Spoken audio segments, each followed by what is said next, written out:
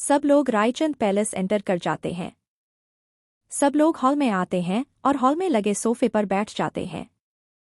तभी दिव्या खुश होकर बोलती है, वाओ, फाइनली हमारी ग्रेजुएशन कंप्लीट हो गई है और अब हम एंजॉय करेंगे फुल। पाखी भी दिव्या की बात पर खुश होकर बोलती है, यस, कुछ दिन तो हम एंजॉय करेंगे, उसके बाद देखते हैं क्या करना है। अगले हफ्ते गुंजन का बर्थडे है तो पार्टी की तैयारी करेंगे।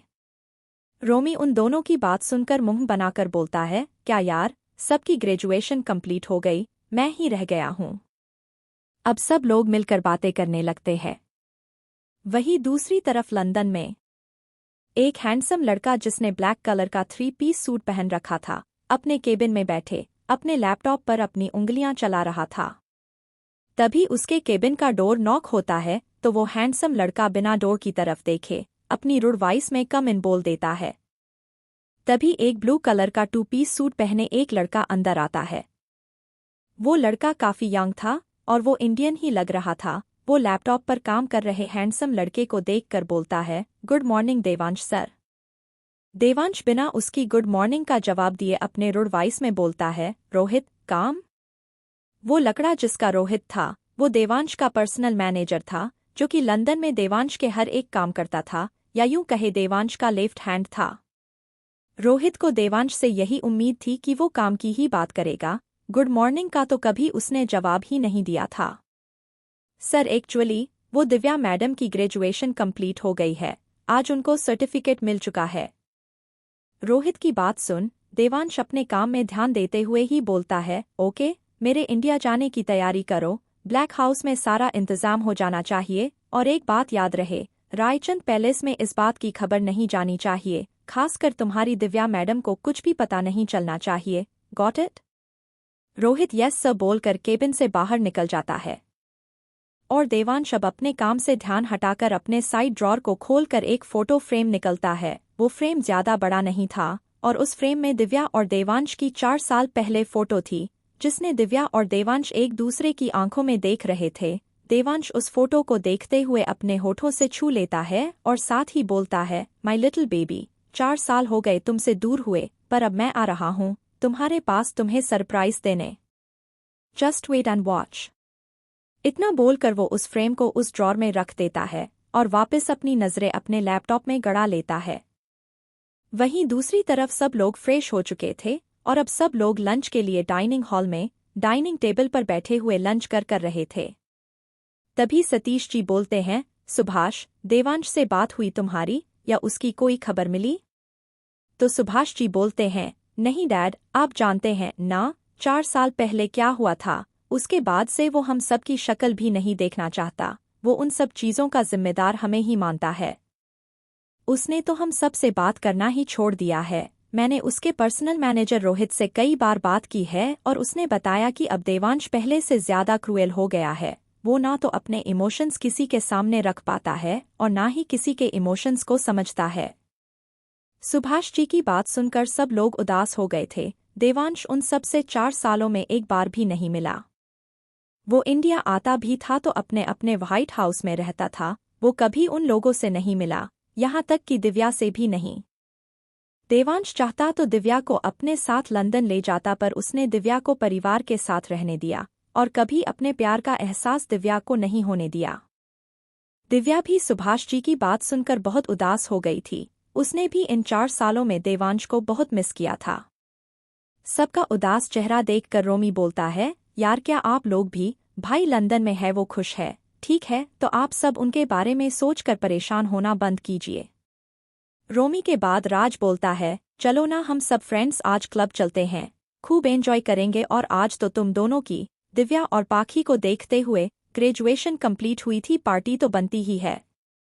नहीं, आज तुम सब कहीं नहीं जाओगे, आज शाम को 4 बजे मैंने आउट हाउस में पूजा रखी है और पंडित जी आते ही होंगे, तो आज तुम कहीं नहीं जा सकते, सबके सब मुझे पूजा में चाहिए, दादी जी ऑर्डर देने वाले लहजे में बोलती है। दादी जी की बात सुनकर सभा में सिर हिला देते हैं और चुपचाप अपना लंच करने लगते हैं। तो अंजलि जी बोलती है, मां, आउट हाउस में सारी तैयारी हो चुकी है, वो मैंने कुछ खास मेहमानों को कॉल भी कर दी है और सुहान के मॉम डैड भी अभी आते ही होंगे। अंजलि जी की बात सुनकर दादी हाँ में सिर हिला देती हैं। तो अब सब लोग चुप थे और लंच कर रहे थे। लंच करने के बाद सब अपने रूम्स में जाते हैं और पूजा के लिए रेडी होने लगते हैं, क्योंकि पूजा के बाद कुछ खास फैमिली फ्रेंड्स के साथ डिनर भी प्लान था। आगे की कहानी जानने के लिए पढ़ते रहिए। सब लोग कुछ ही देर में रेडी होकर आउट हाउस में आते हैं। दादी जी ने हल्के नीले रंग की साड़ी पहन रखी थी और साथ में हल्की डायमंड की ज्वेलरी कैरी की हुई थी। सतीश जी ने दादी के मैचिंग हल्के नीले रंग का कुर्ता और साथ में सफ़ेद रंग का पजामा पहना हुआ था।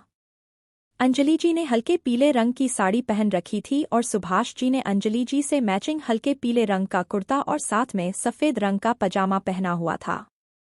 दिव्या ने ऑरेंज कलर का अनारकली सूट पहना हुआ था और बाल खुले रखे थे, जिसमें वो बहुत प्यारी लग रही थी। पाखी ने पर्पल कलर का सलवार सूट पहना हुआ था, साथ में उसने हेयर स्टाइल किया हुआ था और बाल खुले रखे हुए थे।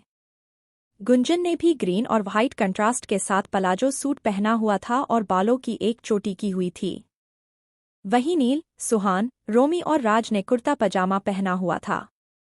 सब लोग तैयार थे और आउट हाउस में आए, जहां पंडित जी पहले से मौजूद थे और सारी तैयारी भी हो चुकी थी।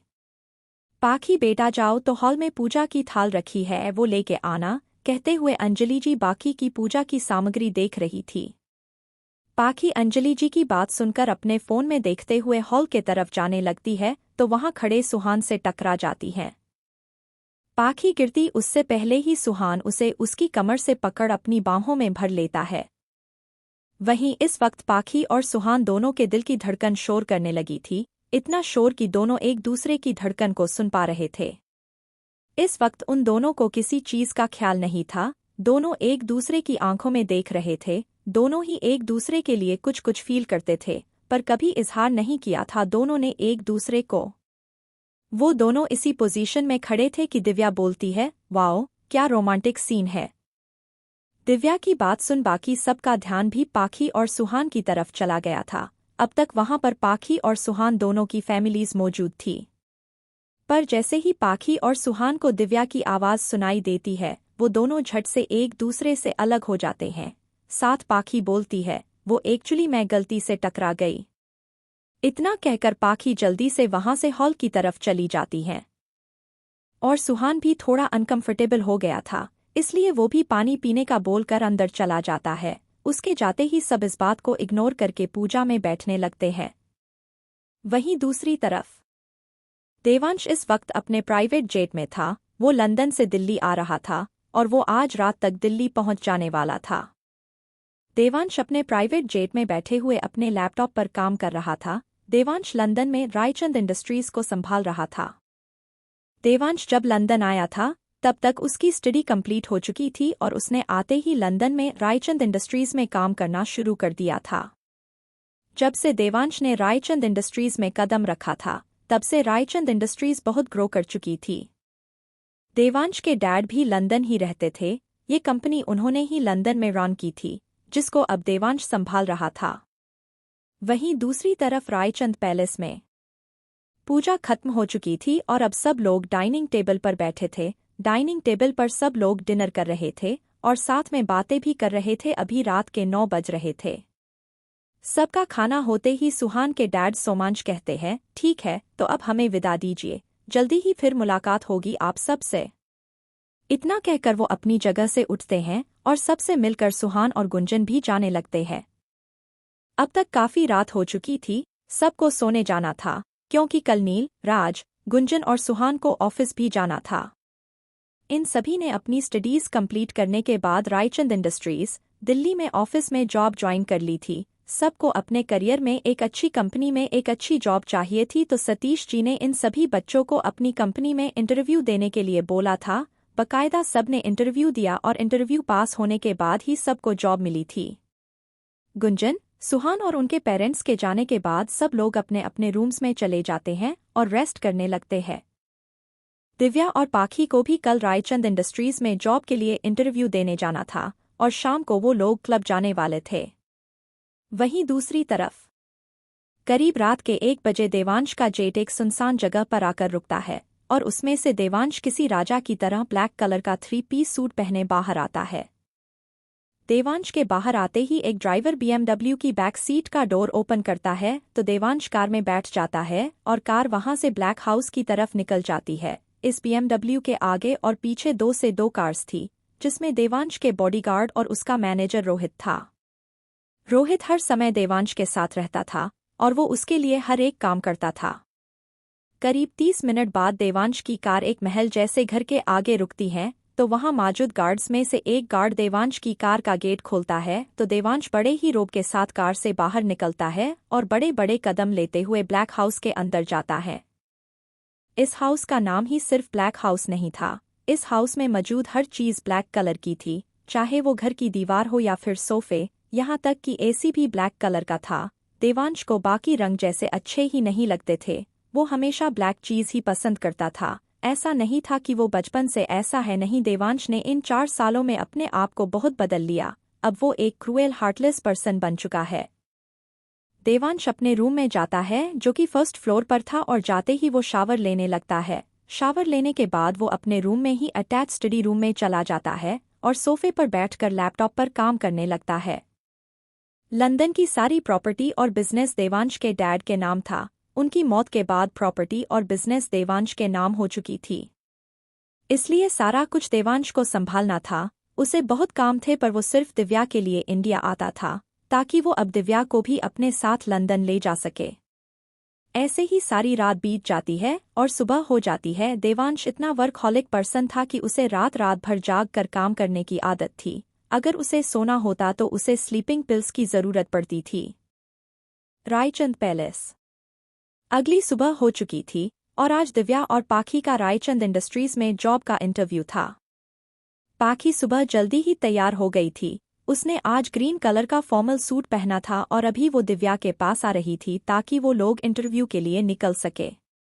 पाखी दिव्या के रूम का डोर नॉक करती है और अंदर से कोई आवाज ना आती देख दरवाजा खोलकर अंदर जाती है। अंदर जाते ही उसका दिमाग खराब हो चुका था, मतलब सुबह के 8 बज चुके हैं और 9 बजे उनका इंटरव्यू है और ये मैडम अभी तक सो रही है। दिव्या को सोता देख पाखी इधर उधर कुछ ढूंढती है और उसे दिव्या के बेड के साइड टेबल पर पानी से भरा जग रखा हुआ दिखता है। पाखी बिना किसी देरी के वो पानी से भरा जग उठाती है और उसे एक झटके में दिव्या के मुंह पर उंडेल देती है। अपने ऊपर पानी की बरसात होते देख दिव्या चिल्लाते हुए उठ बैठती है, बाढ़ आ गई, बाढ़ आ गई। बाढ़ नहीं आई है, पर अगर तू जल्दी से तैयार नहीं हुई और अगर तेरी वजह से मैं इंटरव्यू के लिए लेट हुई तो तेरी खैर नहीं। क्या आज हमारा इंटरव्यू है और मैं इतनी देर तक सोती रही, क्या बनेगा मेरा यार। कहते हुए अब तक दिव्या बेड से उठ चुकी थी। अच्छा तू अब जल्दी से जाकर फ्रेश हो जा, मैं तेरे लिए कपड़े निकाल देती हूँ, हमारे पास सिर्फ आधा घंटा है। कहते हुए पाखी दिव्या की अलमारी की तरफ बढ़ जाती है। पाखी की बात सुनकर दिव्या जल्दी से नहाने के लिए बाथरूम में घुस जाती है और 15 मिनट में दिव्या नहाकर बाथरोब पहनकर बाहर आती है। पाखी उसे उसके कपड़े देते हुए बोलती हैं, जल्दी कर दिव्या, हमारे पास ज्यादा टाइम नहीं है। दिव्या पाखी से अपना पिंक कलर का फॉर्मल सूट लेती है और जल्दी से पहनने लगती है। करीब 15 मिनट बाद पाखी और दिव्या दोनों ही रायचंद इंडस्ट्रीज के लिए निकलने लगती है। अरे तुम दोनों कहाँ चली, पहले नाश्ता तो कर लो। नहीं दादी, हमें जाने दीजिए, हम लेट हो जाएंगे, हम कैंटीन में ही कुछ खा लेंगे। इतना कहकर दोनों बाहर की ओर निकल जाती है। अब तक सतीश जी, सुभाष जी, नील और राज ये सभी ऑफिस के लिए निकल चुके थे। दादी और अंजलि जी ने भी नाश्ता कर लिया था और वो लोग हॉल में बैठे थे। रोमी भी कॉलेज जा चुका था। वहीं दूसरी तरफ देवांश इस वक्त अपने रूम में था और वो अपने किसी क्लाइंट से बात कर रहा था। देवांश ने अभी नॉर्मल ब्लैक ट्राउजर और टी-शर्ट पहनी हुई थी। तभी उसके रूम का डोर नॉक होता है और रोहित अंदर आता है। अब तक देवांश ने अपने क्लाइंट से बात करके फ़ोन रख दिया था और अपने लैपटॉप में कुछ देख रहा था। गुड मॉर्निंग सर, कहते हुए रोहित देवांश के सोफे के पास आकर खड़ा हो जाता है। रोहित की गुड मॉर्निंग सुनकर देवांश रोहित को आंख उठाकर देखता है, जैसे कह रहा हो कोई काम है तो बोलो, नहीं तो दफा हो जाओ। देवांश की नज़र का मतलब समझते ही रोहित बोलना शुरू करता है, सर आज रात को दिव्या मैडम और उनके सारे फ्रेंड्स और आपके भाई बहन भी सब लोग द ब्राइट क्लब जा रहे हैं, दिव्या मैडम और पाखी मैडम के स्टडी कंप्लीट होने की खुशी में। और आज दिव्या मैडम और पाखी मैडम दोनों रायचंद इंडस्ट्रीज में जॉब इंटरव्यू देने जा रही है। रोहित की बात सुनकर देवांश कोई भाव व्यक्त नहीं करता। वो बिना किसी भाव के और रोहित को बिना देखे अपनी रूड वॉइस में बोलता है, तो तुम्हें पता है ना क्या करना है या मुझे बताना पड़ेगा? Yes sir, I know what I have to do, you don't have to tell me. कहने के बाद रोहित रूम से बाहर निकल जाता है। उसे पता था कि अब उसे क्या करना है। वहीं दूसरी तरफ सोमांश जानकी जी के साथ कॉल पर बात कर रहा था। उसके साथ ही सौम्या भी बैठी हुई थी। दीदी, क्या यह सही रहेगा? मुझे कुछ अच्छा नहीं लग रहा, मतलब अपने बेटे के प्यार को उससे अलग कर कैसे कर दूं मैं? दूसरी तरफ से जानकी जी ने कहा, सोमांश ऐसा कुछ भी नहीं है और सिर्फ प्रॉपर्टी हमारे हाथ में आने की देर है। उसके बाद सुहान दिव्या को डाइवोर्स दे देगा और पाखी से शादी कर लेगा। देखो, आज के आज ही ये काम हो जाना चाहिए, बिना किसी गड़बड़ के। ठीक है दीदी। और फिर कुछ बिजनेस की बात करने के बाद दोनों कॉल कट कर देते हैं। सोमांश और सौम्या अपने बेटे सुहान के साथ गलत नहीं करना चाहते थे, पर उनको ना चाहते हुए भी ये करना पड़ रहा था। उनके दीदी और जीजा के इतने एहसान जो थे इन पर। वहीं दूसरी तरफ पाखी और दिव्या का इंटरव्यू हो चुका था और अब वो दोनों रायचंद इंडस्ट्रीज से निकल चुकी थी रायचंद पैलेस जाने के लिए, और अब तक आफ्टरनून हो चुका था, इसलिए वो लोग घर जाकर लंच करेंगी, क्योंकि दोनों ने सुबह से कुछ नहीं खाया था। थोड़ी देर में पाखी और दिव्या दोनों रायचंद पैलेस पहुंच चुकी थी। सबसे पहले दोनों फ्रेश होती है और उसके बाद लंच करती है। ऐसे ही दिन निकल चुका था। रात के 8 बज रहे थे और आज सब फ्रेंड्स क्लब जाने वाले थे नाइट आउट के लिए। इस वक्त सब लोग रायचंद पैलेस में मौजूद थे। नील, सुहान, राज, रोमी, गुंजन, पाखी और दिव्या। सब लोग क्लब जाने के लिए रेडी थे। दिव्या ने आज ब्लैक कलर की बैकलेस ड्रेस पहनी थी जो कि उसके नीज तक आ रही थी और साथ में हाई हील्स, बाल कर्ल करके खुले छोड़ रखे थे। पाखी ने व्हाइट कलर की शोल्डरलेस ड्रेस पहनी थी जो कि उसके नीज से थोड़ी नीचे तक आ रही थी। पाखी ने बालों का मैसी बन बनाया हुआ था और साथ में हाई हील्स पहन रखी थी। वहीं गुंजन ने पर्पल कलर की फुल लेंथ ड्रेस पहनी हुई थी, बाल खुले करके एक साइड किए हुए थे और साथ में हाई हील्स। सभी गर्ल्स आज बिजली गिरा रही थी। वहीं सभी लड़कों ने आज पेंट्स और टी शर्ट पहनी थी। रोमी ने ब्लैक पेंट्स के साथ रेड टी शर्ट पहनी हुई थी, बाल जेल से सेट किए हुए थे। राज ने ग्रे पेंट्स के साथ पिस्ता कलर की टी शर्ट पहनी हुई थी और जेल से सेट बाल थे। नील ने आज नेवी ब्लू टी शर्ट के साथ ब्लैक पेंट्स पहनी हुई थी और सेम इसके भी बाल जेल से सेट थे। तो वही सुहान ने व्हाइट टी शर्ट के साथ कॉफी पेंट्स पहनी हुई थी। सभी बॉयज भी कहर ढा रहे थे। आज तो लगता है क्लब में तूफान आने वाला है। वो सब लोग कार में बैठते हैं और क्लब जाने के लिए निकल जाते हैं। क्लब जाना तो एक बहाना था। आज सबको ने प्लान किया था कि वो लोग पाखी और सुहान की फ्रेंडशिप कराकर रहेंगे। सभी को पता था कि पाखी और सुहान एक दूसरे के लिए फील करते हैं, बट कभी कहते या शो नहीं करते हैं। पर अब सारे फ्रेंड्स ने ठान लिया था कि आज इन दोनों के दिल की बात इनकी जुबान पर लाकर ही रहेंगे। कुछ ही देर में सब लोग द ब्राइट क्लब में पहुंचते हैं। अंदर जाते ही सब देखते हैं कि वहां पर बहुत सारे यंगस्टर्स हैं और कुछ डांस कर रहे हैं, कुछ ड्रिंक कर रहे हैं। नील, पाखी, राज, रोमी, दिव्या, गुंजन और सुहान सब एक कॉर्नर में चले जाते हैं। वहां सब लोग सोफे पर बैठ जाते हैं और ड्रिंक्स ऑर्डर करते हैं। सबने सुहान को ड्रिंक पिलाने का सोचा था ताकि वो ओवर ड्रिंक करके पाखी के सामने अपने दिल की बात रख सके। जब तक सबकी ड्रिंक आती है तब तक सब बातें करने लगते हैं, पर उनकी ये सारी हरकतें और बातें देवांश 2 फ्लो के एक रूम में देख रहा था। उसने रोहित से बोलकर सब कुछ सेटल करवा लिया था। अब फिलहाल जिस जगह ये सब बैठे हुए थे, यहाँ ऊपर कैमरा लगा हुआ था जिसकी फुटेज देवांश के लैपटॉप पर चल रही थी। वो यहाँ दिव्या से मिलने के लिए आया था ताकि दिव्या को देख सके, उसके साथ टाइम बिता सके। यहाँ सबकी ड्रिंक आ चुकी थी और सब सुहान के साथ नाटक करते हुए ड्रिंक कर रहे थे, पर नाटक करते करते सबने ड्रिंक कर ही ली थी। वहीं कोई और भी था जो इन सब के ऊपर अपनी नज़र रखे हुए था। दिव्या और सुहान के ऊपर उस इंसान की कड़ी नज़र थी। तभी सुहान, जिसने ओवर ड्रिंक कर ली थी, उसने एकदम से पाखी का हाथ पकड़ा और उसके सामने घुटनों के बल बैठ गया। सभी ये बात देखकर खुश हो गए थे। सुहान पाखी के हाथ को अपने हाथ के बीच लिए हुए बोलता है, आई लव यू पाखी, I love you so much. तुम नहीं जानती मैं तुम्हें बचपन से प्यार करता हूँ। तुम्हारे साथ हर लम्हा बिताना चाहता हूँ, पूरी जिंदगी तुम्हें अपनी बाहों में रखना चाहता हूँ। क्या तुम भी मुझसे प्यार करती हो? क्या तुम मेरे साथ पूरी जिंदगी गुजारोगी? क्या तुम मुझसे शादी करोगी?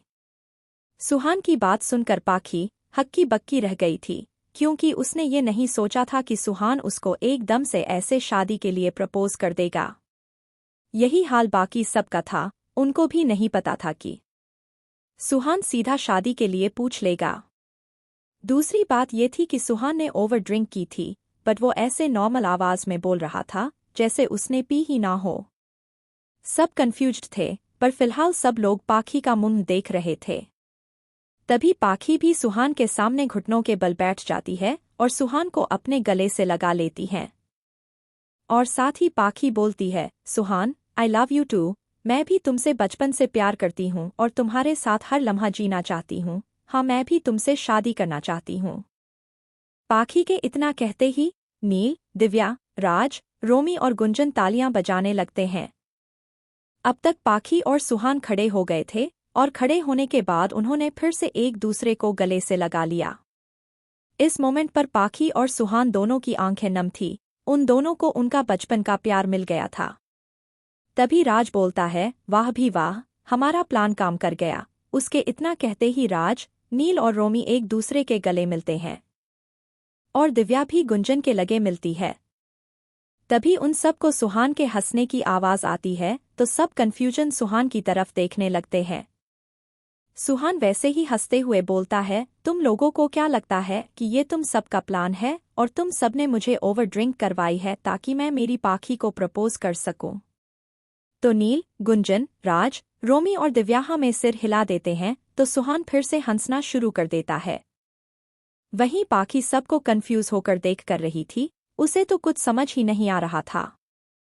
तभी सुहान पाखी की कमर में हाथ डालकर अपने पास खींचता है और साथ ही बोलता है, तुम सब गलत सोच रहे हो। मैंने पहले ही सोच लिया था कि पाखी की स्टडी कंप्लीट होते ही मैं उसे सीधा शादी के लिए प्रपोज करूंगा।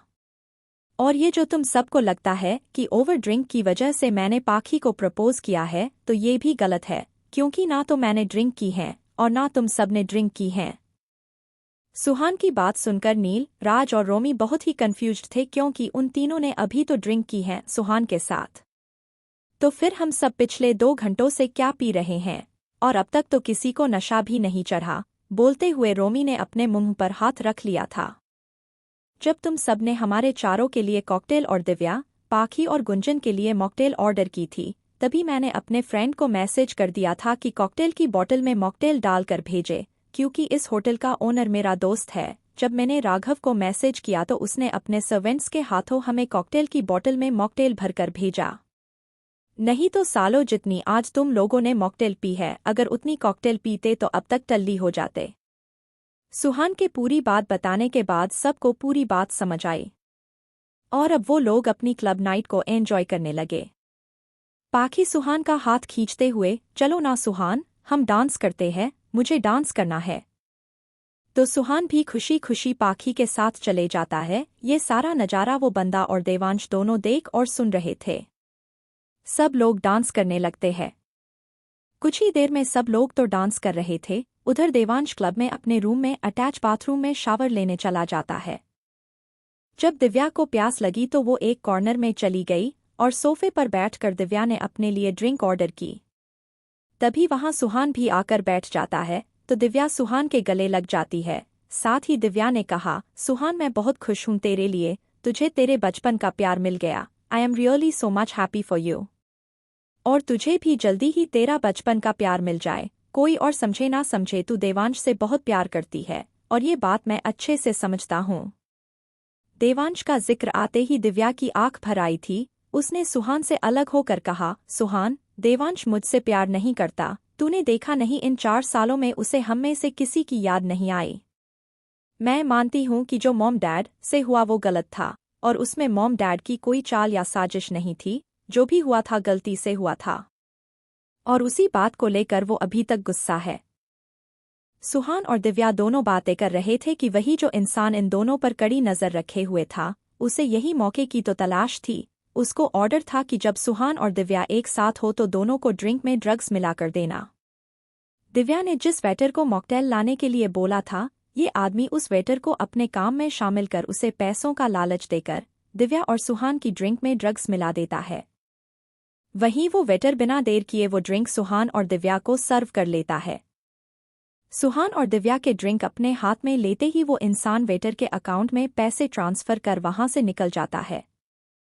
यहाँ दिव्या ने अपनी ड्रिंक पी ली थी, उसे टेस्ट में थोड़ा बदलाव तो महसूस हुआ था, पर उसने इग्नोर कर दिया। सुहान ड्रिंक अपने मुंह तक लेके जाता उससे पहले ही दिव्या उससे गिलास छीनते हुए कहती है, सुहान तू और ऑर्डर कर दे, ये मुझे पीने दे। इतना कहते ही दिव्या ये गिलास भी एक घूंट में गटक जाती है। बेचारा सुहान तो अपने हाथ को ही देख रहा था जो कि अभी भी उसके मुंह के पास था। सुहान ने जल्दी से अपना हाथ नीचे किया और तभी आप ड्रिंक और ऑर्डर करता वहां गुंजन और पाखी आ जाती है। गुंजन दिव्या और सुहान से कहती है, क्या भाई तुम दोनों यहाँ क्या कर रहे हो, चलो सब लोग डांस कर रहे हैं, उसके बाद हम सब लॉन्ग ड्राइव पर चलेंगे। दिव्या गुंजन और पाखी को देखते हुए कहती है, हाँ हाँ क्यों नहीं, मुझे भी लॉन्ग ड्राइव पर जाना है, पर अभी तुम लोग डांस फ्लोर पर जाओ, डांस करो, मैं बाथरूम यूज करके आती हूँ थोड़ी देर में। दिव्या की बात सुनकर वो गुंजन, पाखी और सुहान तीनों डांस फ्लोर पर चले जाते हैं। उनके जाते ही दिव्या भी वॉशरूम की तरफ जाती है। दिव्या को अब तक ड्रग्स का नशा होने लगा था। दिव्या अपने आप से बात करते हुए, मुझे बहुत गर्मी लग रही है, पहले मैं बात लेना चाहती हूँ। क्या करूँ, ऊपर किसी रूम में जाऊँ क्या, मुझे इतनी गर्मी क्यों लग रही है। कहते हुए दिव्या बाथरूम की तरफ ना जाते हुए फर्स्ट फ्लोर पर जाती है। वो फर्स्ट फ्लोर के कॉरिडोर से होते हुए सीढ़ियों की तरफ जाती है और 2 एंडी फ्लोर पर बने रूम्स के तरफ देखते हुए वो सिर्फ ये देख रही थी कि किस रूम का डोर खुला है ताकि वो अंदर जाकर ठंडे पानी से नहा सके। अब तक दिव्या को ड्रग्स का असर और भी होने लगा था। उसने डबल डोज ली थी। जो गिलास सुहान ने पीना था वो गिलास भी दिव्या ने पी लिया था, इसलिए अब उससे ये गर्मी बर्दाश्त नहीं हो रही थी। दिव्या सारे डोर चेक करते हुए आगे बढ़ रही थी कि दिव्या ने देखा कि एक रूम का डोर खुला हुआ था, वो रूम लॉक्ड नहीं था। दिव्या ने सोचा कि इस रूम में कोई नहीं होगा। वो अंदर गई और उसने अंदर से रूम को लॉक किया और जाते ही उसने अपनी पहनी हुई ड्रेस की बैकजीप खोली और अपनी ड्रेस उतार दी। उसके बाद उसने जल्दी से अपने सैंडल उतारे। दिव्या से ये गर्मी बर्दाश्त से बाहर थी। कुछ ही देर में दिव्या ने अपने सारे कपड़े निकाल कर वहीं फेंक दिए थे। बाथरूम का गेट खुला था और दिव्या बड़ी जल्दबाजी में अंदर जाती है। बाथरूम में कोई शख्स नहा रहा था। अपने बाथरूम में किसी लड़की को आते देख उस इंसान के फेस पर गुस्से वाले भाव आ गए। इन्हीं भावों के साथ वो शावर रूम से टॉवेल बांधकर बाहर निकला और जैसे ही बाहर निकला तभी दिव्या उस इंसान से टकरा गई। दिव्या गिरती कि उससे पहले ही वो इंसान दिव्या को उसकी कमर से पकड़कर अपनी बाहों में होल्ड कर लेता है। तभी उसके गुस्से वाले भाव एकदम से खत्म हो जाते हैं और उनकी जगह हैरानी भरे भावों ने ले ली थी। दिव्या ने जब नज़र उठाकर अपने सामने रहे शख्स को देखा तो वो भी हैरान हो गई। साथ उसने जो अभी सामने वाले इंसान के शोल्डर पर हाथ रखा हुआ था। दिव्या अपना हाथ उठाकर सीधी खड़ी हो जाती है और सामने वाले इंसान के गले लग जाती है। दिव्या को अपनी ये भी ख्याल नहीं रहा कि इस वक्त वो किस हालत में है। सामने रहे इंसान ने भी दिव्या को अपनी मजबूत बाहों में भर लिया। उसे कोई फर्क नहीं था कि दिव्या उसके सामने किस हाल में खड़ी है। तभी सामने रहे इंसान को दिव्या की बॉडी बहुत ही गर्म महसूस होती है। ये महसूस कर अब वो इंसान थोड़ी हरकत करता है और दिव्या को अपने से अलग कर उसके छोटे फेस को अपने बड़े हाथों में थाम लेता है और साथ ही बोलता है, दिव्या, दिव्या क्या हुआ तुम्हें, तुम्हारी बॉडी इतनी गर्म क्यों है। तो दिव्या भी अपनी लड़खड़ाती आवाज में बोलती है, देवांश, देवांश मैंने मॉकटेल ड्रिंक की थी, उसको पीने के बाद से मुझे बहुत गर्मी लग रही है, मुझे नहाना है देवांश। इतना कहकर दिव्या जल्दी से शावर रूम में चली जाती है। उधर सब लोग परेशान थे कि आखिर दिव्या कहाँ चली गई। दिव्या को बाथरूम का बोल कर गए हुए आधा घंटा हो चुका था और अभी तक दिव्या आई नहीं थी। सुहान, नील, राज और रोमी ने सारे बाथरूम देख लिए थे, पर दिव्या कहीं नहीं थी और गुंजन और पाखी को तो अब दिव्या के लिए बहुत डर लग रहा था। सुहान, राज, नील और रोमी पाखी और गुंजन के पास आते हैं। तो पाखी और गुंजन बड़ी जल्दी में बोलती है, पाखी, दिव्या का पता चला कुछ। गुंजन, दिव्या मिली तुम लोगों को? गुंजन और पाखी का सवाल सुन चारों एक साथ ना में सिर हिला देते हैं। तभी राज का फोन रिंग करता है। उसमें शो हो रहे नाम को देखकर सबके चेहरे का रंग उड़ गया था और सबके चेहरे पर परेशानी भरे भाव आ गए थे। डैड का कॉल मैं कैसे उठाऊं? क्या बोलूं? कुछ समझ नहीं आ रहा। राज के फोन पर सुभाष जी की कॉल आ रही थी, जिसे वो सब अभी नहीं उठाना चाहते थे। अगर उठा लेते और अगर उन्होंने दिव्या के बारे में पूछा तो? सब यही सोच रहे थे कि रोमी का फोन बजता है। रोमी का फोन बजा तो रोमी ने कॉल पिक कर ली। रोमी के कॉल पिक करते ही दूसरी तरफ से सुभाष जी की कॉल आई। रोमी, बच्चे कहाँ हो तुम सब? राज ने कॉल भी नहीं पिक की। इज एवरीथिंग ऑल राइट बेटा? डैड सब ठीक है, हम लोग क्लब में हैं, उसके बाद लॉन्ग ड्राइव पर जाने वाले हैं, तो आज हम घर नहीं आएंगे। कहते हुए रोमी अपने मुंह पर उंगली रखकर सबको चुप रहने का इशारा करता है। रोमी की बात सुनने के बाद सुभाष जी बोलते हैं, ठीक है बच्चे, तुम लोग एंजॉय करो, पर सारी रात घर से बाहर रहना इज नॉट गुड, इसलिए हो सके तो घूम कर घर आ जाना, ठीक है बच्चे? ओके डैड, हम आ जाएंगे। ये बात राज ने बोली। राज की बात सुनते ही सुभाष जी कहते हैं, ओके बच्चों। इतना कहने के बाद सुभाष जी अपनी तरफ से कॉल रख देते हैं। तभी फिर से सब लोग दिव्या के लिए परेशान होने लगते हैं, तो सुहान अपने फ्रेंड राघव को कॉल करता है और सारी बात राघव को बताने के बाद सब लोग कंट्रोल रूम में जाते हैं ताकि सीसीटीवी फुटेज में दिव्या कहाँ गई थी ये चेक कर सके। वहीं दूसरी तरफ दिव्या नहाने चली जाती हैं, तो देवांश अपने रूम में वापस आकर सीधे रोहित को कॉल करता है। कॉल एक रिंग जाते ही पिक हो जाती है, क्योंकि वो अपने खड़ूस बॉस कॉल जरा सा भी लेट पिक करता तो देवांश उसकी जान ही ले लेता। कॉल पिक करते ही रोहित बोलता है, यस बॉस। देवांश बिना किसी भाव के अपनी रुड़ वॉइस में बोलता है, पता करो दिव्या को किसने ड्रग्स दी और किस लिए दी। इतना कहने के बाद देवांश बिना रोहित की कोई बात सुने कॉल कट कर देता है और अपना फोन टेबल पर रख देता है। तभी देवांश को कुछ याद आता है, तो वो रोहित को कुछ मैसेज टाइप करता और फिर अपना फोन साइड में रख देता है। इधर रोहित का फोन बजा तो उसने अपना फोन चेक किया, उसमें देवांश का एक मैसेज आया हुआ था। रोहित जल्दी से अपने किसी आदमी को कॉल करके उससे बात करता है, फिर अपने रूम से निकल जाता है। रोहित भी देवांश के साथ ही क्लब में था। क्लब ज्यादा बड़ा होटल टाइप तो नहीं था, पर फिर भी छोटा भी नहीं था। रोहित अपने रूम से बाहर आता है और एक और आदमी से बात करता है और किसी दूसरे रूम में एंटर कर जाता है। रोहित इस रूम में एंटर होता है तो देखता है कि उसके सामने नील, राज, रोमी, गुंजन, पाखी और सुहान खड़े थे। रोहित को वहां देखकर राज बोलता है, जी आप कौन? राज का सवाल सुनकर रोहित ने कहा, हेलो एवरीवन, मैं रोहित मिश्रा हूं, आपके भाई देवांश का मैनेजर। रोहित की बात सुनकर सब कंफ्यूज हो गए थे। उन्होंने अपने डैड और दादू से रोहित के बारे में सुना तो था, पर कभी देखा नहीं था। और सबसे बड़ी बात यह है कि रोहित यहाँ उनके पास क्यों आया है? क्या देवांश भी दिल्ली आया हुआ है?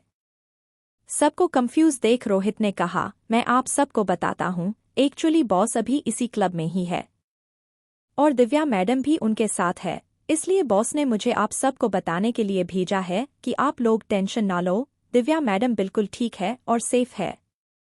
रोहित की बात सुनकर कि दिव्या बिल्कुल ठीक है और वो देवांश के साथ है, तो सब ने राहत की सांस ली, क्योंकि देवांश और दिव्या की एक दूसरे के लिए फीलिंग्स सब समझते थे। सब खुश थे कि दिव्या और देवांश एक साथ हैं।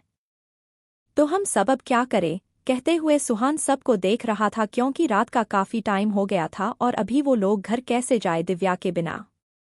तभी नील बोलता है, डू वन थिंग, ऐसे करते हैं, हम सब रायचंद पैलेस चलते हैं और मॉम डैड अगर कुछ पूछेंगे तो उनको सच बता देंगे। यही बात सबको अच्छी लगती है, तो ये सब लोग रायचंद पैलेस जाने के लिए निकल जाते हैं। वहीं रोहित भी अपने काम करने के लिए अपने रूम में आ चुका था। तभी उसके फोन पर देवांश का मैसेज आता है, जिसमें लिखा था कि अरेंज सम प्रोटेक्शंस अर्जेंटली। इतना मैसेज पढ़ते ही रोहित की सिट्टी बिट्टी गुल हो गई। पर कहीं ना कहीं उसे पता था कि ड्रग्स लेने के बाद क्या चीज है जो उसके असर को कम कर सकती है, इवन ड्रग्स के असर को खत्म कर सकती है। वहीं दूसरी तरफ अभी दिव्या शावर ले ही रही थी कि देवांश शावर रूम में जाता है, तो दिव्या देवांश को देखकर उसके पास जाने लगती है। पर दिव्या का ध्यान नीचे ना होने की वजह से दिव्या के पैर लड़खड़ा जाते हैं तो दिव्या गिरने लगती है। पर दिव्या गिरती की उससे पहले देवांश दिव्या को अपने मजबूत हाथों में थाम लेता है। गिरने की वजह से दिव्या ने अपनी आंखें बंद कर ली थी, पर जब उसे कोई भी दर्द महसूस नहीं हुआ तो दिव्या अपनी आंखों को खोलती है और अपनी आंखों की पलकों को बार बार झपकाती है। दिव्या और देवांश दोनों ही एक दूसरे को देख रहे थे। दिव्या की तो ड्रग्स की वजह से हालत खराब थी, वहीं देवांश की हालत दिव्या को इस हाल में देखकर खराब थी। इस वक्त दिव्या के तन बदन पर एक भी कपड़ा नहीं था। वहीं देवांश की भी अपर बॉडी पर कोई कपड़ा नहीं था। देवांश ने सिर्फ अपने वेस्ट पर एक टॉवल लपेट रखी थी। दिव्या को इस हालत में देखकर देवांश की भी बॉडी हार्ड हो रही थी, जो कि दिव्या और देवांश दोनों महसूस कर पा रहे थे। दिव्या और देवांश दोनों एक दूसरे की बाहों में थे, दोनों एक दूसरे को प्यार करते थे। लेकिन यह पहली बार था जब वो दोनों एक दूसरे के इतने करीब थे, वो भी बिना कपड़ों के। अब तक दिव्या को तो ड्रग्स का हेवी नशा हो ही चुका था, यहाँ देवांश की भी हालत खराब थी। उसने बहुत कोशिश की कि वो दिव्या के करीब ना जाए, पर अब देवांश भी अपना कंट्रोल खो चुका था। दिव्या और देवांश एक दूसरे की आंखों में देख रहे थे कि धीरे धीरे कर देवांश दिव्या के होठों के करीब अपने होठ ले जाता है। देवांश दिव्या को पैशनेटली किस कर रहा था, जिसमें दिव्या भी देवांश का पूरा साथ दे रही थी। दिव्या भले ही अपने नशे में थी, पर उसे तो देवांश हमेशा से चाहिए था।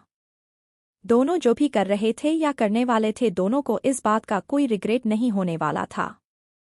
देवांश दिव्या को किस करते हुए ही अपने बाहों में उठा लेता है और बेडरूम की तरफ जाने लगता है। देवांश ने दिव्या को बेड पर लेटाया और खुद खड़ा होकर उसने अपनी कमर पर लपेटा हुआ टॉवल भी उतार दिया।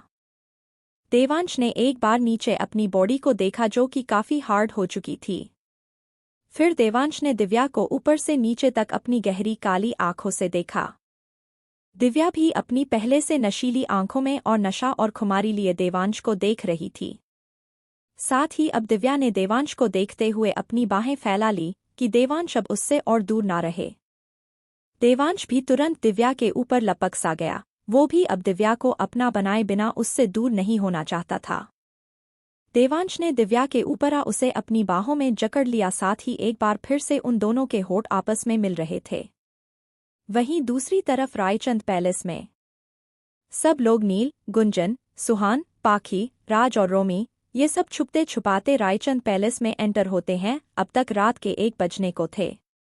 इतनी रात होने की वजह से सब लोग दादी जी, दादाजी, अंजलि जी और सतीश जी सो चुके थे। साथ ही सारे सर्वेंट्स भी अपने सर्वेंट क्वार्टर में चले गए थे।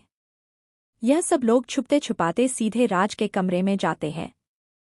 गुंजन और सुहान भी आज यहीं रुकने वाले थे, क्योंकि उनके घर उन्होंने इन्फॉर्म कर दिया था कि वो लोग रायचंद पैलेस रहेंगे।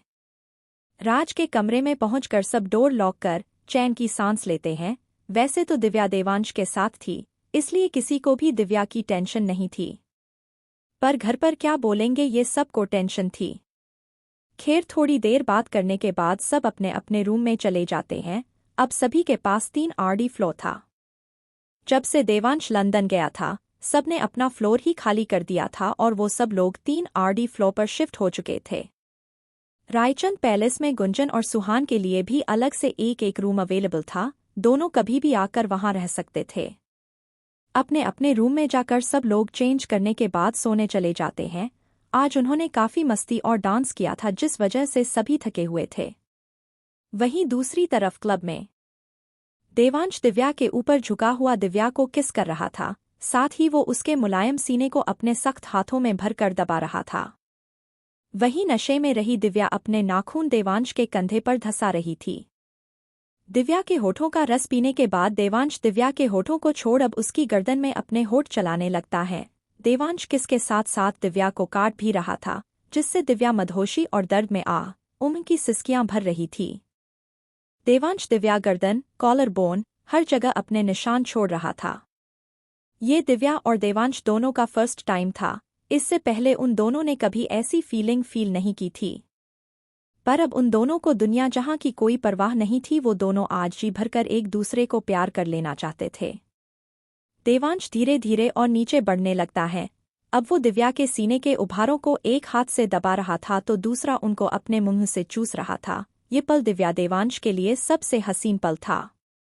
देवांश कभी दिव्या के एक उपहार को अपने हाथों में मसलता, कभी दूसरे को मुंह में भर लेता, तो कभी पहले को अपने मुंह में भर लेता और दूसरे को अपने हाथों से मसलता। ऐसा करते हुए देवांश दिव्या को बाइट भी कर रहा था, जिस वजह से दिव्या की आंख निकल जाती है। तो देवांश दिव्या की तरफ देखता है, जो आंखों में बहुत सा नशा और खुमारी लिए खुद देवांश को देख रही थी। दिव्या देवांश को देख रही थी कि तभी देवांश एक बार फिर से उसके ऊपर आ जाता है और दिव्या के होठों को अपनी गिरफ्त में ले लेता है। देवांश के हाथ दिव्या के पूरे शरीर पर चल रहे थे। उन दोनों के ऊपर एक पतली सी चादर थी।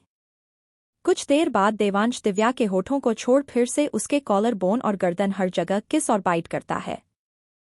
देवांश धीरे धीरे कर नीचे की ओर जाने लगता है। देवांश दिव्या के सीने से होकर उसके पेट तक हर जगह अपने निशान छोड़ रहा था। अब उसने दिव्या की नावल में अपनी जीभ डालकर अच्छे से स्मूच किया।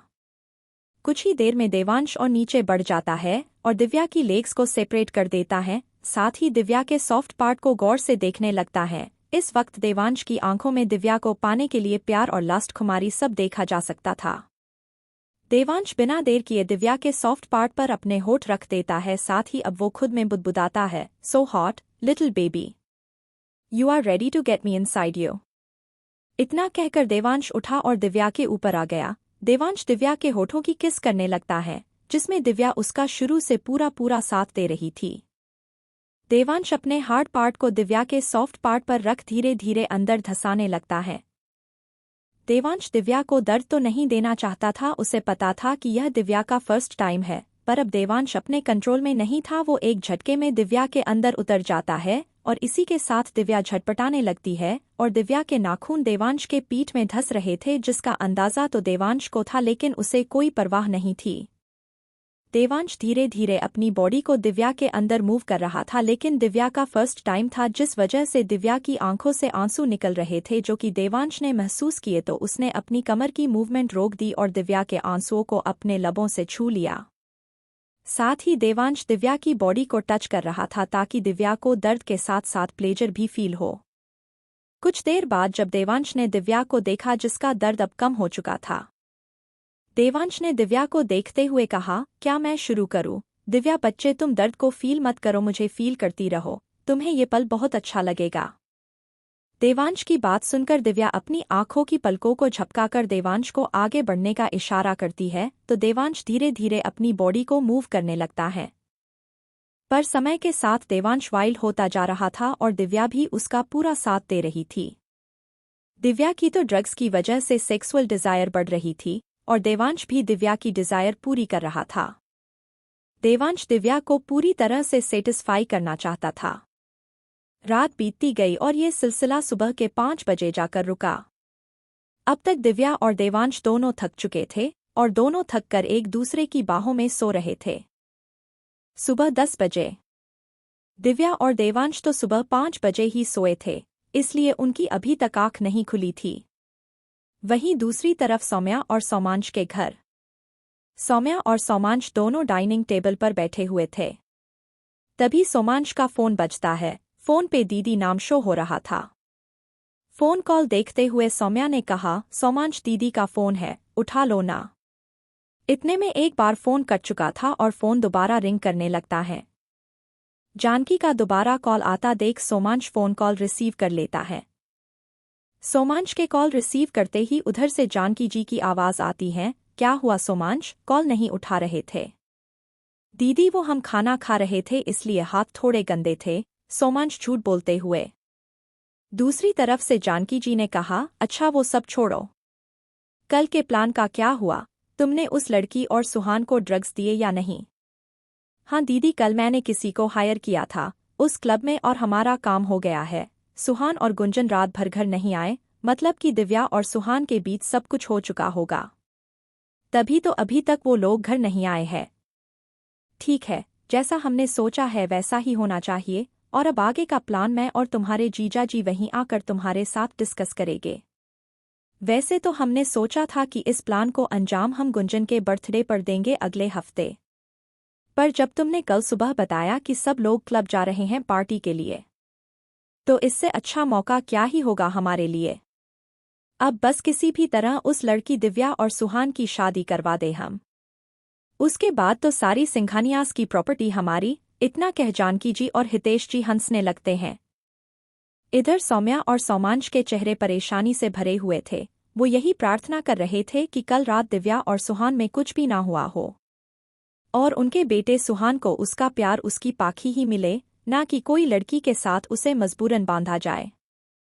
वो सब कुछ इधर उधर की बात करते हैं और कुछ ही देर में दोनों तरफ से कॉल कट हो जाता है। वहीं दूसरी तरफ रायचंद पैलेस में सभी बच्चे तो अभी तक सो ही रहे थे और किसी ने भी उनको उठाया नहीं था। सतीश जी और सुभाष जी तो ऑफिस जाने के लिए निकल चुके थे। साथ ही दादी जी और अंजलि जी दादी जी की किसी दोस्त के यहाँ पूजा में गए थे। कुछ ही देर में सब उठ चुके थे और जैसे ही इनको पता चला कि घर पर कोई नहीं है तो सब तैयार होकर घर से बाहर निकल जाते हैं। सबने किसी रेस्टोरेंट में ब्रेकफास्ट करने के प्लान बनाया था। करीब 11:30 बजे। आज नील, सुहान, राज और गुंजन इन सब में से कोई भी ऑफिस नहीं गया था और ना ही रोमी कॉलेज गया था। सबको दिव्या से मिलना था और दिव्या और देवांश के बीच पिछली रात क्या हुआ, वो दोनों कहाँ थे, ये जानना था। सब लोग एक प्राइवेट एरिया में बैठे हुए थे। यार पहले कुछ खाते हैं, कहते हुए रोमी ने टेबल पर पड़ा हुआ मेन्यू कार्ड उठा लिया। साथ ही उसने वेटर को आवाज दी।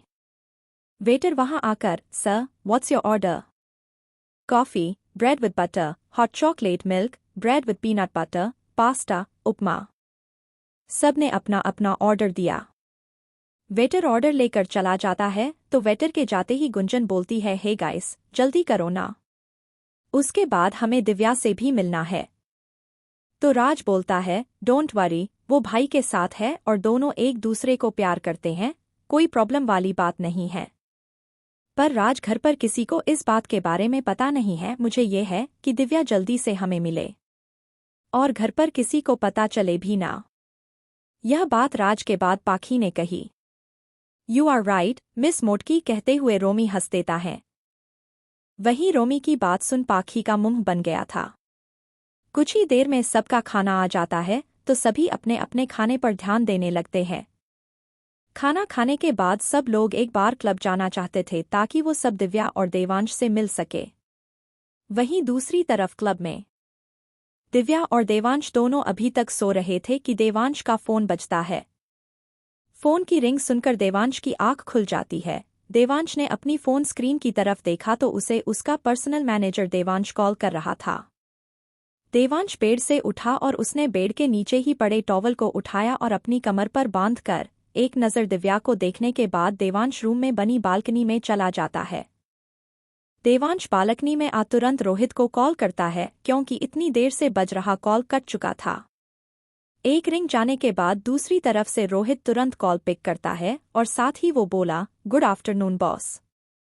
देवांश ने रोहित की गुड आफ्टरनून को इग्नोर कर अपनी बेहद रूड वॉइस में कहा, एनी अपडेट? देवांश की इतनी खतरनाक आवाज सुनकर रोहित कांप उठा था। उसके हाथ में रहा फोन नीचे गिरने ही वाला था कि रोहित अपने फोन को संभालता है। साथ ही वो अपने मन में बोला, लगता है बॉस की रात अच्छी नहीं बीती। मुझे तो लगा था कि बॉस को दिव्या मैडम बदल देंगी, पर नहीं, ये कहाँ बदलेंगे, ये तो दिव्या मैडम को भी अपने जैसा बना लेंगे। हे भगवान, ऐसा मत करना, मेरा बॉस ही इतना खड़ूस है कि झेला नहीं जाता। अगर लेडी बॉस भी इनके जैसे बन गई तो मैं तो मर ही जाऊंगा इनको झेलता झेलता। रोहित अपने मन में अपनी ही बातों में लगा था कि देवांश फिर से गुस्से में शेर की दहाड़ता है और साथ ही उसने कहा, तुम्हारा इस महीने का बोनस कट। देवांश की इतनी खतरनाक आवाज सुनकर रोहित के दिल की धड़कन बढ़ जाती है। रोहित अपने आप को संभालता है और साथ ही वो देवांश को कुछ ऐसा बताता है कि देवांश का चेहरा पहले से ज्यादा खतरनाक हो जाता है। रोहित ने दिव्या के साथ कल क्लब में क्या हुआ था और क्यों हुआ था, सब बता दिया था। रोहित की बात सुन देवांश के चेहरे पर और खतरनाक भाव आ जाते हैं। एक हफ्ते बाद मल्होत्रा मेंशन, शाम 7 बजे का वक्त। आज गुंजन का बर्थडे था जिसके लिए मल्होत्रा मेंशन में सारी तैयारी चल रही थी। इस एक हफ्ते में दिव्या और देवांश की कई मुलाकातें हुई थीं और उनके बीच सब ठीक था। उस रात जो भी हुआ वो अभी तक सीक्रेट ही था, घर पर किसी भी बड़े को कुछ भी नहीं पता है। जानकी जी, हितेश जी और सौम्या और सोमांश इन चारों को लगता है कि उस रात दिव्या और सुहान क्लब में एक हो चुके थे। अब बारी थी उनकी अगली चाल की, जिसके लिए जानकी जी और हितेश जी गुंजन के बर्थडे पर आए हुए थे। आज गुंजन के बर्थडे की पार्टी के बाद वो दोनों रायचंद फैमिली से दिव्या और सुहान की शादी की बात करने वाले थे। रायचंद फैमिली भी जानकी जी और हितेश जी को जानते थे। वो दोनों सतीश जी के दोस्त यानी कि दिव्या के दादा धर्मदास सिंघानिया के छोटा बेटा और बहू थे, यानी कि दिव्या के चाचा और चाची। कुछ देर बाद सब लोग मल्होत्रा मेंशन के हॉल में खड़े थे, जैसे कि सतीश जी, कृष्णा जी, सुभाष जी, अंजलि जी, नील, दिव्या, राज, पाखी, रोमी और सुहान, जानकी जी, हितेश जी, सोमांश और सौम्या और कुछ क्लोज फ्रेंड्स। देवांश पार्टी में नहीं आया था, वो शायद आने भी नहीं वाला था, ऐसा सबको लग रहा था। पर जहां दिव्या हो वहां देवांश ना पहुंचे ये तो मुश्किल है।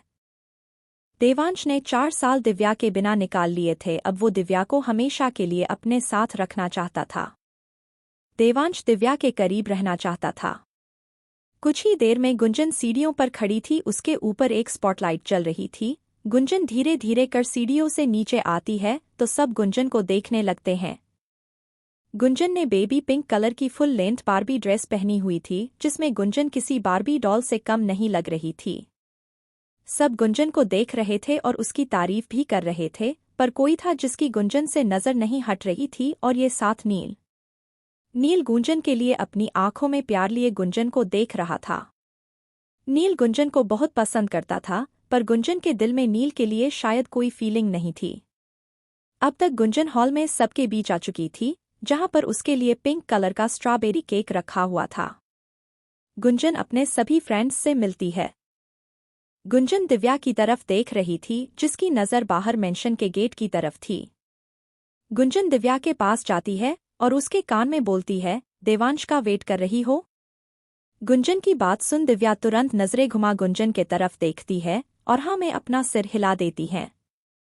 इसके बाद गुंजन या कोई भी कुछ कहता, तभी बाहर एक कार रुकने की आवाज आती है। सबकी नजर मेंशन के गेट की तरफ चली जाती है। सब देख रहे थे कि अब कौन आया होगा। तभी देवांश अपने मैनेजर रोहित के साथ हॉल में एंटर होता है। देवांश को यहां देख दिव्या बहुत खुश हो गई थी, और बाकी के सारे दोस्त भी, पाखी, गुंजन, नील, राज, रोमी और सुहान सब देवांश को देख बहुत खुश थे। उनको उम्मीद नहीं थी कि देवांश यहां आएगा। वहीं देवांश को देख दादाजी, दादी जी और सुभाष जी, अंजलि जी चारों को बहुत हैरानी होती है। 4 साल, पूरे 4 साल बाद वो लोग देवांश को देख रहे थे। दादी जी और अंजलि जी की तो देवांश को देख आंखें नम हो जाती है। वहीं सतीश जी और सुभाष जी देवांश के एक्सप्रेशन लेस फेस को देखकर समझ गए थे कि देवांश कितना रूड और हार्टलेस हो गया है। इन चारों को बिल्कुल भी कोई अंदाजा नहीं था कि देवांश इंडिया आया हुआ है और वो अभी दिल्ली में था। वहीं जानकी जी, हितेश जी, सौम्या और सोमांश को देवांश को यहां देखना कोई ज्यादा खुशी हुई थी ना ही हैरानी। उन चारों को असल में देवांश से कोई मतलब नहीं था। इन्हें तो वैसे भी किसी चीज से मतलब नहीं था सिवाय पैसे के। अब सब लोग वहां हॉल में मौजूद थे, किसी का इंतजार नहीं करना था। इसलिए गुंजन हॉल के बीचों बीच जाती है और केक कट करके सबको खिलाने लगती हैं। सब गुंजन को केक खिला रहे थे और गुंजन भी बाकी सबको केक खिला रही थी, साथ ही सब ने गुंजन को गिफ्ट्स भी दिए। रोमी ने तो गुंजन का पूरा फेस बिगाड़ दिया था केक से ही, और गुंजन भी केक का पीस लेकर रोमी के फेस पर लगाने लगती है तो रोमी नील को आगे कर देता है। गुंजन जो केक रोमी को लगाने वाली थी वो केक नील के फेस पर लग जाता है और सभी हंसने लगते हैं। पाखी, सुहान, दिव्या, नील, राज, रोमी और गुंजन सब मस्ती कर रहे थे और हंस भी रहे थे। सभी उनकी इस मस्ती को देखकर सिर हिला देते हैं कि ये सब इतने बड़े हो गए पर अभी भी बच्चों की तरह हरकतें करते रहते हैं। वहीं देवांश दिव्या को खिलखिलाते हंसते हुए देख रहा था। देवांश रोहित के साथ अकेला ही एक कोने में बैठा हुआ था, पर किसी में इतनी हिम्मत नहीं थी कि वो देवांश के पास जा सके। वहीं अब सब लोग हॉल से बाहर गार्डन की तरफ निकल जाते हैं, जहां डिनर का इंतजाम किया गया था। वहां फैमिली टेबल लगे हुए थे, जहां पर सब बैठ जाते हैं तो वेटर उनको सर्व करने लगते हैं। एक फैमिली टेबल पर दादाजी, दादी जी, अंजलि जी, सुभाष जी, सोमांश, सौम्या, जानकी जी और हितेश जी बैठे हुए थे। वो सब अपना डिनर कर रहे थे और साथ ही कुछ फैमिली वो बिजनेस की बातें कर रहे थे। वहीं अब सबने अपनी मस्ती बंद कर दी थी और वो सब भी डिनर के लिए बाहर गार्डन में आ जाते हैं। गुंजन और नील का फेस और कपड़े गंदे हो गए थे, इसलिए वो दोनों फ्रेश होने वॉशरूम चले गए थे। गुंजन ने जल्दी से फेस वॉश किया और अपनी ड्रेस चेंज कर वो बाहर हॉल के आ रही थी। तभी उसकी नज़र नील पर पड़ी। नील को देखते ही गुंजन ने नील को आवाज़ दी, नील सुनो। गुंजन की आवाज़ सुन नील गुंजन की तरफ देखता है तो गुंजन उसके पास जाकर थोड़ा हिचकिचाते हुए बोलती है, वो एक्चुअली तुम्हारे कपड़े गंदे हो गए हैं, you need to change. Gunjan की बात सुन नील एक नज़र अपने कपड़ों को देखता है, उसकी शर्ट पर केक की क्रीम लगी हुई थी। नील ने फेस तो वॉश कर लिया था पर कपड़ों पर उसका ध्यान नहीं गया। नील गुंजन को देखते हुए, गुंजन इट्स ओके, अभी हम घर चले ही जाएंगे। मैं घर जाकर चेंज कर लूंगा, अभी मेरे पास कोई एक्स्ट्रा शर्ट नहीं है। बट अगर तुम चाहो तो सुहान की शर्ट पहन सकते हो, तुम चलो मेरे साथ, मैं तुम्हें सुहान की शर्ट दे देती हूँ। कहते हुए गुंजन नील का हाथ पकड़ लेती है और उसे फर्स्ट फ्लोर पर ले जाने लगती है। नील कभी अपने हाथ को देखता तो कभी गुंजन को देखता जो पूरे हक के साथ उसे खींचते हुए फर्स्ट फ्लोर पर ले जा रही थी। गुंजन फर्स्ट फ्लोर के 3 आरडी रूम का डोर ओपन करती है जो कि सुहान का था और नील को अंदर ले जाती है। गुंजन नील का हाथ छोड़कर सुहान की कबर्ड खोलती है और उसमें से एक लाइट ग्रीन कलर की शर्ट निकलती है। गुंजन वो शर्ट नील के हाथ में रख देती है और नील को वो शर्ट पहनने का बोलकर जाने लगती है। नील गुंजन को रोकना चाहता था, उसके सामने अपने प्यार का इजहार करना चाहता था, लेकिन उसे डर था कहीं वो गुंजन के प्यार को पाने के चक्कर में उसकी दोस्ती भी ना खो दे। गुंजन चली जाती है और नील गुंजन के जाने के बाद अपनी शर्ट चेंज करते हैं और नीचे चला जाता है। नील गार्डन में गया और बाकी सब फ्रेंड्स के साथ बैठ गया जहां अभी पाखी, दिव्या, गुंजन, राज, रोमी और सुहान बैठे थे। उनके साथ दिव्या की साइड वाली चेयर पर देवांश भी बैठा था जिसका ध्यान सिर्फ और सिर्फ दिव्या पर था। नील को अपनी शर्ट पहने देख सुहान ने कहा, ये क्या, ये तूने मेरी शर्ट क्यों पहनी है? सुहान की बात सुन गुंजन और नील एक दूसरे का चेहरा देखते हैं और साथ ही गुंजन बोलती है, वो नील की शर्ट मेरी वजह से खराब हो गई थी इसलिए मैंने उसे तेरी शर्ट पहनने के लिए दे दी। तो सुहान सिर्फ अपना सिरहा में हिलाकर ओके बोल देता है। फिर सब लोग बातें करने लगते हैं। वहीं दूसरी टेबल पर सब लोग फैमिली और बिजनेस की बातें कर रहे थे। उनका डिनर ऑलमोस्ट हो चुका था। तभी जानकी जी हितेश जी को कुछ इशारा करती है तो हितेश जी दादाजी को देखकर बोलते हैं, सतीश अंकल, आप तो हमें बचपन से जानते हैं और डैड तो आपके बेस्ट फ्रेंड थे और दिव्या भी आप सबके साथ रहती हैं क्योंकि आपने भैया भाभी और मॉम डैड के जाने के बाद आपने उसे गोद ले लिया था। शायद ही दिव्या यह बात जानती होगी कि वो रायचंद नहीं सिंघानिया परिवार की बेटी हैं। हितेश जी की बात सुन सब उनका चेहरा देख रहे थे और हितेश जी के बोलने के बाद जानकी जी बोलती है, हाँ सतीश अंकल, असल में अब हम चाहते हैं कि दिव्या हमारे घर की बहू बने, हमारे सुहान की पत्नी। अब जो जानकी जी ने कहा उससे तो सबका मुंह हैरानी से खुल जाता है कि जानकी जी उनसे दिव्या और सुहान की शादी की बात कर रही है। उधर देखिए कितने अच्छे लग रहे हैं दोनों एक साथ, एकदम made for each other. Janaki ji की बात सुन सब लोग दिव्या और सुहान की तरफ देखते हैं जिनकी चेयर साथ ही थी। इस वक्त वहां देवांश नहीं था, वो जरूरी कॉल अटेंड करने गया हुआ था। सब दिव्या और सुहान को देख रहे थे जो कि किसी बात पर खिलखिलाकर हंस रहे थे और एक दूसरे को हाई फाइव भी दे रहे थे। दिव्या और सुहान को देखकर दादाजी और दादी जी को भी जानकी जी की बात सही लगती है और साथ ही अब दादाजी बोले, तुम सही कह रहे हो, दोनों बच्चे साथ में अच्छे लग रहे हैं, पर अभी हम दिव्या की शादी नहीं कर सकते। दिव्या तो देवांश और राज दोनों से छोटी है अभी और उसकी मर्जी के बिना तो हम उसकी शादी नहीं कर सकते। दादाजी की बात सुन हितेश जी जबरदस्ती मुस्कुराते हुए कहते हैं, क्यों नहीं अंकल, आप दिव्या से बात कर लीजिए, क्योंकि मुझे तो लगता है कि हमारा सुहान दिव्या को बहुत पसंद करता है। हितेश जी की बात सुन सौम्या और सोमांश एक दूसरे का चेहरा देखते हैं पर बोलते कुछ भी नहीं है।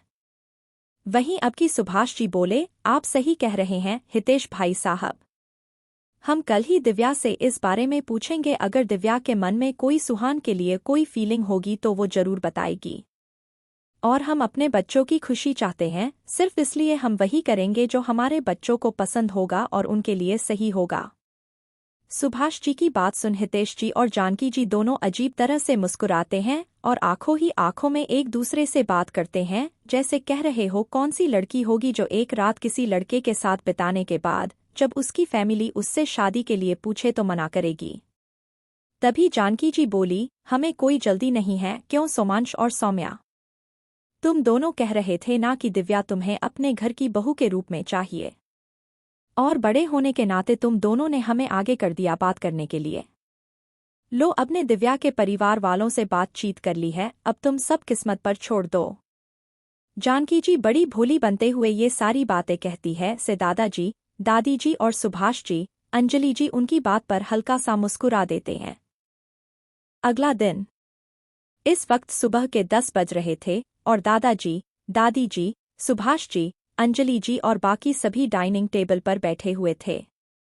आज संडे था, इसलिए कोई भी ऑफिस या कॉलेज नहीं जाने वाला था, आज सब घर ही थे।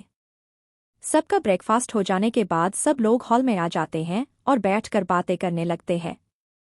तभी दादाजी ने दिव्या को देखते हुए कहा, दिव्या बच्चे, तुमसे अगर हम कुछ पूछे तो क्या तुम हमको सच बताओगी बच्चे?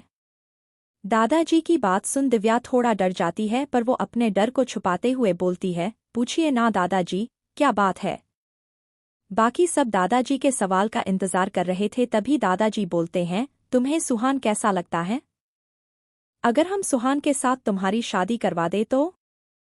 दादाजी का सवाल सुन राज, रोमी और नील सब शौक हो गए थे कि दादाजी यह क्या कह रहे हैं, दिव्या और सुहान की शादी? सबसे ज्यादा तो दिव्या और पाखी शौक थे, क्योंकि पाखी सुहान को खोना नहीं चाहती थी और दिव्या भी देवांश के सिवा किसी और के बारे में कैसे सोच सकती हैं। दादाजी और सुभाष जी, अंजलि जी सब दिव्या के जवाब देने का इंतजार कर रहे थे, क्योंकि उनको तो सुहान दिव्या के लिए पसंद था, बस दिव्या की रजामंदी की जरूरत थी। दिव्या कुछ कहने के लिए मुंह खोलती ही है कि गेट की तरफ से आवाज आती है, मेरी लिटिल बेबी किसी और शादी नहीं करेगी। यह आवाज सुन सब लोग गेट की तरफ देखते हैं तो देवांश रोहित के साथ गेट के पास खड़ा था और अब वो अंदर की तरफ आ रहा था। देवांश आज 4 साल बाद रायचंद पैलेस आया था। देवांश को यहाँ देख सब हैरान थे। दादाजी, दादी जी, अंजलि जी और सुभाष जी को बिल्कुल भी यह नहीं लगा था कि देवांश रायचंद पैलेस आएगा, क्योंकि देवांश तो इंडिया आता जाता रहता था, पर वो कभी रायचंद पैलेस नहीं आया था। देवांश को वहां आते देख सब अपनी जगह से खड़े हो जाते हैं, तो देवांश उन सबको बैठने का इशारा करता है और खुद भी सोफे पर बैठ जाता है। दादी जी ने बड़ी ही खुशी और चहकती हुई आवाज में देवांश से कहा, देवांश बेटा तुम यहाँ। देवांश दादी जी का सवाल इग्नोर कर देता है और साथ ही वो बोला, मैं यहाँ सिर्फ लिटिल बेबी के लिए आया हूँ। मैं और लिटिल बेबी एक दूसरे को प्यार करते हैं और शादी करना चाहते हैं। अब देवांश की बात सुन तो सभी हैरान हो जाते हैं और हैरानी से सबके मुंह खुल जाते हैं। दादाजी दिव्या की तरफ देखते हैं, जो कि अपना सर झुकाए चुपचाप बैठी थी। दिव्या ने भी नहीं सोचा था कि देवांश उनकी शादी की बात करने आया होगा। दिव्या बच्चे, क्या तुम सच में देवांश से शादी करना चाहती हो? सुभाष जी दिव्या का सर प्यार से सहलाते हुए पूछते हैं, तो दिव्या धीरे से अपना सिर हाँ में हिला देती हैं। दिव्या की हाँ देख अब दादी जी ने कहा, ठीक है, अगर तुम दोनों एक दूसरे से शादी करना चाहते हो तो हमें मंजूर है। दादी जी की बात सुन सब खुश हो जाते हैं। पर दिव्या यहीं इसी घर में रहेगी शादी के बाद भी, और यह मेरा फैसला है, मंजूर है तुम दोनों को। ये बात दादाजी ने कही थी। तभी देवांश अपनी रुड़ वॉइस में बोलता है, दिव्या मेरे साथ शादी के बाद लंदन में ही रहेगी। ना तो मैं यहाँ रहूंगा ना ही दिव्या यहाँ रहेगी। देवांश, जिद मत करो बेटा, दिव्या शुरू से परिवार में पली बड़ी है, वो अकेली लंदन में कैसे रहेगी? तुम तो अपने ऑफिस के काम में बिजी रहते हो, तुम्हें बिजनेस मीटिंग के लिए ऑल ओवर वर्ल्ड जाना पड़ता है। मान जाओ बेटा दिव्या, और तुम यहीं रहो, बाकी तुम्हारी जो भी शर्त होगी हमें मंजूर होगी। ये बात दादी जी ने कही।